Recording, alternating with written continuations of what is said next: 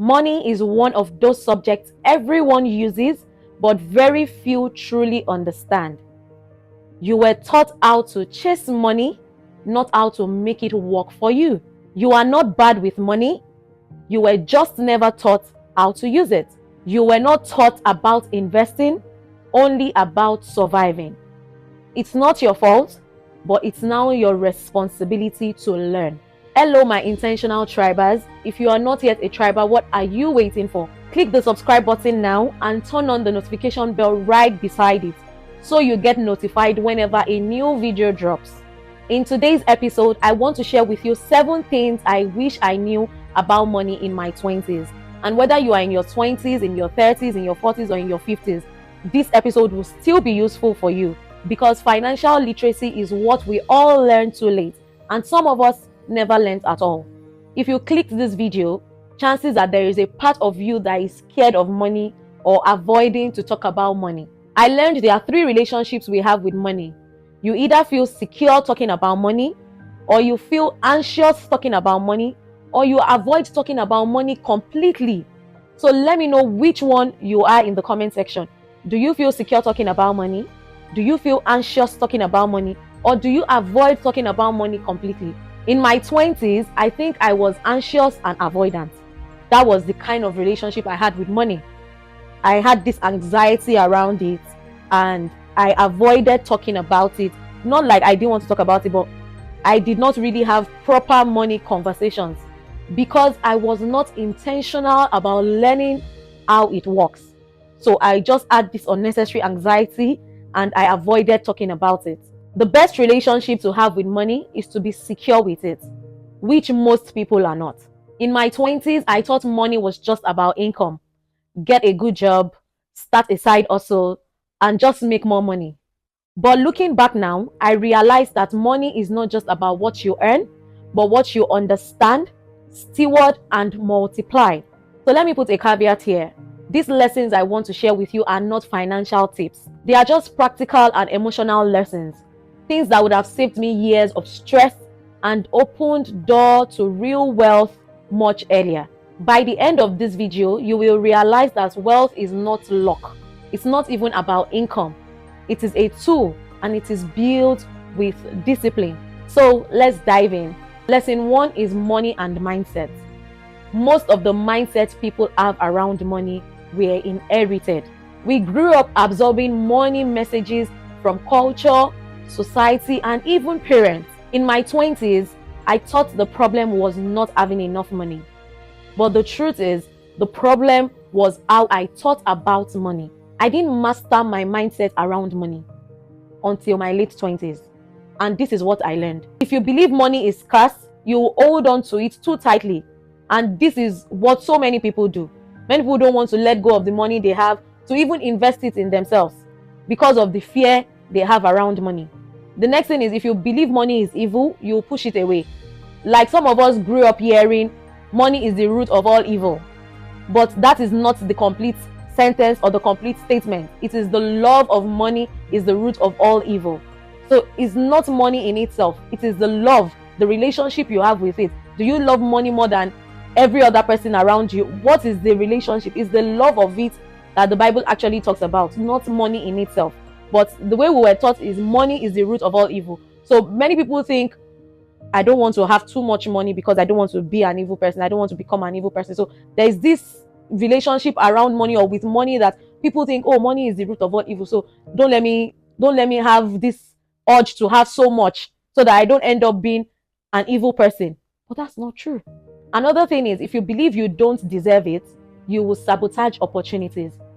So many people think they don't deserve a certain amount of money yet because they are maybe not on that level. So they self-sabotage themselves around money.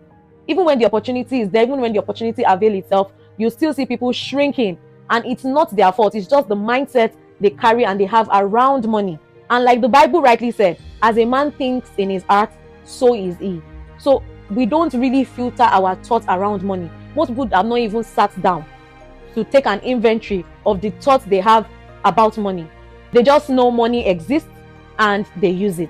That's all. And until you change the money stories you tell yourself, and the mindset you have around it, money will be your master and you will be a servant to money. Money is supposed to be your servant while you be the master. But because you have not mastered your mindset around money, you will switch roles with money by making it the master and you the servant. So these are the 3 money mindsets you need to check with ASAP. The first is survival. Do you think there is not enough money to go around for everyone? If that's the kind of thought you hold around money, then I want you to flip it to abundance mindset and think of it like there is so much money in this universe, like there is so much money in the world to go around for everyone. If we all decided to be billionaires today, there will still be so much money left. It's like you trying to hold your breath, saying you don't want to inhale so much air because the next person would not have anything to inhale. So that's just the mindset you should hold around money. There is so much money to go around for everyone. And if you think about it like that, you will see that opportunities will begin to open up to you and you'll stop self-sabotaging around money. The second mindset is survival mindset. You just want to make ends meet and nothing more. I need you to flip that mindset to service mindset. Who can I serve today? How can I solve someone else's problem and get paid? That's just the whole idea. Like by the time you make yourself a service provider, you don't just want to make ends meet. You want to leave an impact. You want to make money because you want to be of service to someone else, not because you just want to make ends meet. The third mindset is stewardship. And this is the mindset you need to have around money. You see money as a tool and you trust yourself to direct it with intention. So you don't just want money for the purpose of wanting or hoarding. You want to use money as a tool to create an impact or leave a legacy. The key takeaway from lesson 1 is your financial ceiling is tied to your mindset. So the earlier you raise your ceiling or remove your ceiling completely, the better for you. The second lesson is income is not wealth. Many people don't have an income problem. What they lack is the knowledge of wealth and how it is created. Your income alone might not help you create wealth if you don't invest it. And investing alone would not help you create wealth if it's not invested into the right thing. Now, let's look at what wealth is. I don't know if you've heard me define wealth before, but I will define it again. Wealth is a spiritual outcome. It flows from internal alignment, divine principles, and a higher understanding of value. And that is your ability to create value or create solution for someone other than yourself. So you can see that income does not equate wealth. If you're waiting on income, you might have to wait for a very long period of time to create wealth. But if you want to crunch the time in creating wealth, then all you have to do is to create value for someone other than yourself. Make yourself more valuable or create value for someone other than yourself. That is, create a solution, solve someone else's problem. That is the best way to create wealth fast. And by the way, wealth is created in speed. But paradoxically, before you can speed up, you must first slow down to learn the principles. And most people don't know this. That is why they end up in the chase. They are in the rat race of paycheck to paycheck. The goal is to learn how to create value and multiply it as many times as possible. In my 20s, I never knew the definition of wealth. And I did not even bother to look it up because I assumed that I knew. So I didn't bother to look up the definition of wealth. I just concluded within myself that I know what wealth is. You just have to work hard. You just have to make a living and save and you get wealthy. Like, I just had this vague idea of what wealth is. I didn't know the real definition of what it is. And that is why I was unable to create wealth in my 20s, because I did not have the knowledge of wealth creation. But now I am on the journey to creating wealth. And that is why I want to carry you along on this journey so that you don't get left behind. So the best thing you can do for yourself as well is to educate yourself on wealth creation so you don't end up in the chase. The key takeaway from this lesson is, if you only focus on income, you will always be chasing. But if you focus on value and how to multiply it, that is the best way you can create wealth. The third lesson is money and value. You see, if there's nothing you take out of this video, you see this lesson, take it too seriously. And the reason why I'm saying you should take this seriously is because money flows to value. And value is born out of creativity. And for you to make so much money, you have to become a highly valuable person so that money can flow to you, because money naturally flows to value. And how do you become a highly valuable person? You have to invest in yourself. You have to take personal development seriously. Let everything you do in life revolve around personal development. Invest in books. Watch videos that will stretch your mind. We have so many videos on this channel that will help you. Other channels too. There are so many videos on other channels that would stretch you, open your eyes to what you did not know before now. You have to learn new skills and acquire knowledge that is valuable in the marketplace. Don't just acquire random knowledge. Acquire knowledge that is valuable in the marketplace. And don't just learn new skills as well. Learn skills that are valuable in the marketplace. And if there's one skill I wish I had learned in my 20s, it would have been marketing and sales. You see, for you to go far in life, you have to be a salesperson, because it is either you sell or you are being sold. So if you don't sell, then you are being sold. Someone else is selling you and you are buying. So the best thing you can do for yourself is learn, like consciously learn how to sell. Because right now I feel like, oh my God, only if I knew how to, only if I took marketing and sales seriously in my 20s, I don't think I'll be where I am now in my 30s.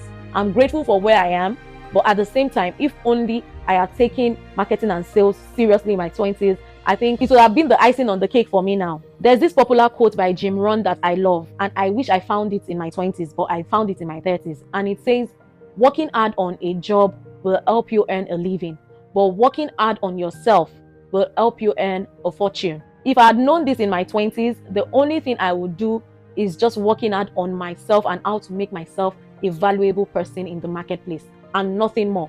I wouldn't work hard on a business. I wouldn't work hard on a job. I would work hard on myself. Like, I would take personal development seriously. Not like I didn't take it seriously, but it wasn't intense as much as I would have loved it to be. So let the work you do on yourself outweigh the work you put into anything, be it a business, be it a job. Take personal development seriously. Become a highly valuable person and see how money will flow to you. The key takeaway from lesson 3 is value determines the quality of life you experience. If you want to have a quality life experience, then the best thing you can do for yourself is to make yourself highly valuable. Make yourself so valuable that it scares you. That's just all I can say. Lesson 4 is debt. We were taught debt is bad, but it is actually not. It is the ignorance of it that is bad. Debt is what the wealthy use to create more wealth. The poor avoid debt out of fear because they react to more losses than gains. While the wealthy know losing is part of the game. But the poor fear losing, so they don't even want to count any loss. All they want to count is gains. In my 20s, I did not have any single knowledge on debt and how it works. And I don't know if it's fear or ignorance or maybe messages that we got from the society, the culture, and even our parents. I wish I took debt education seriously in my 20s and used it. And I can bet that some people up until today still do not know how debt works and the types of debt that we have.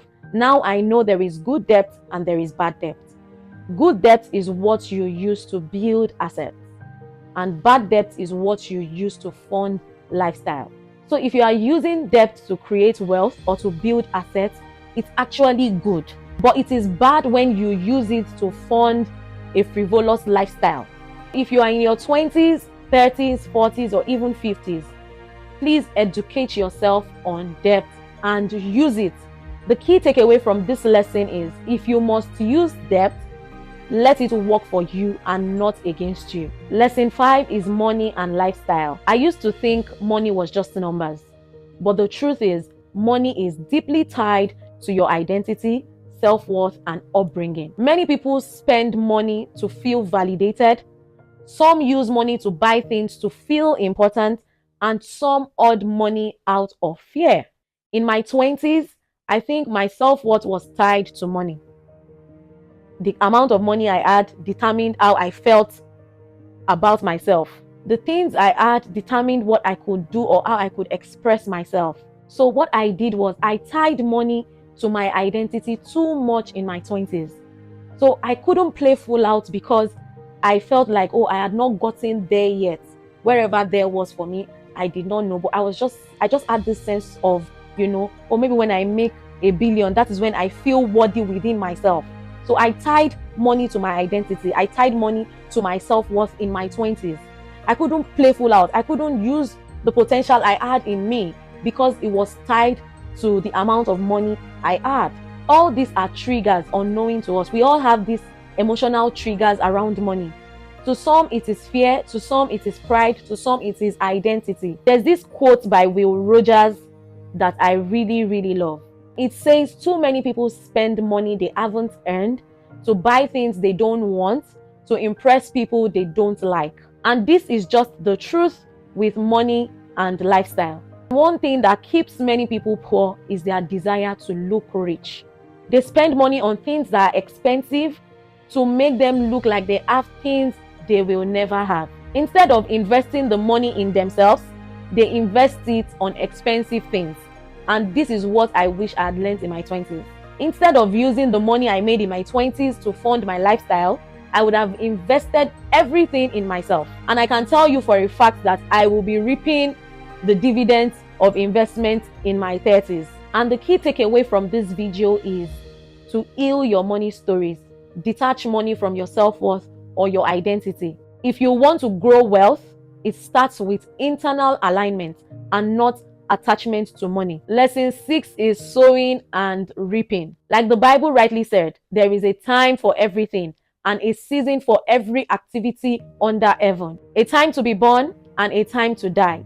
A time to plant and a time to uproot. I wish I understood the time and seasons rhetoric in my 20s. I would have actually planted more so that I can reap now.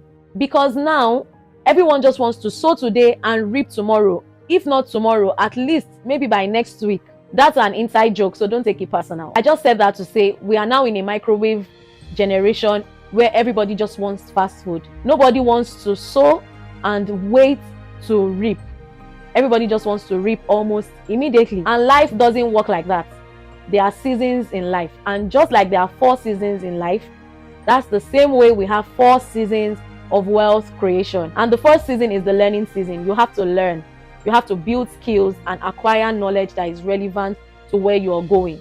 And the second season is the earning season. This is where you begin to multiply value and generate income. And the third season is the growing season. This is where you invest back what you have earned. And the fourth season is the harvesting season. This is where you enjoy and multiply your returns again. So you can see that everything in life is in stages. But if you are not aware, you might want to jump from earning to harvesting. In my 20s, I think that was the mindset I had. I did not understand the 4 levels. This is me being real with you. So I'm not coming to sit here and make it look like I had it all put together. No, I didn't. So the key takeaway from this lesson is for you to learn the seasons. And don't despise the days of small beginnings, because wealth compounds over time. The last lesson for today, which is the 7th lesson, is money without purpose is emptiness. You can make all the money you want, but if it is not tied to purpose, then you will feel empty. There's this quote I like from Tony Robbins, and it says, success without fulfillment is the ultimate failure. And success, like I defined in the previous video, if you've not watched it, I think you need to go now and watch it. The title is Success is an Intentional Activity. It's the video before this, so go check it out. Let me just define success for the purpose of this video. Success is when you discover the purpose for your life, develop yourself for that purpose, and deploy it to serve others. And the essence of purpose, aside fulfillment, is it gives your money direction, because that is when you have a why behind your drive. And wealth in the hands of a purposeful person will create impact and build legacies. In all your money chase or in all your getting, ensure that it is purposeful, because that is the only way you can feel fulfilled. So the key takeaway from this lesson is money without purpose is noise, and money with purpose is impact. Here is my challenge to you today. Write down which of these lessons hits you the hardest and commit to educating yourself on it. You can also drop the lesson that resonated with you the most in the comment section. I would love to hear from you and share what you would want me to speak on in my subsequent videos. I would really love to hear what you have on your mind and the things you would like me to talk about in my subsequent videos. Remember, wealth is not luck, it's not income, it's a tool and it responds to discipline. So let me leave you with this. Money will shape your future whether you understand it or not. So the choice is, will you keep letting money control you or will you take control of it? And don't forget that you have to intentionally educate yourself on how money works. So subscribe for more videos like this and let's keep building wealth with clarity, purpose, and intention. So if you found this video helpful, don't forget to give it a thumbs up, share this video with another intentional soul. Most importantly, subscribe. Yes, you don't want to miss the subsequent videos that are coming. In case we've not met, I am Anu, and I'm here to help you live life on purpose, unlock the hidden value you carry to create your own economy so you can live a life by design and not by default. And don't forget to stay intentional with your actions, and I'll see you in the next video.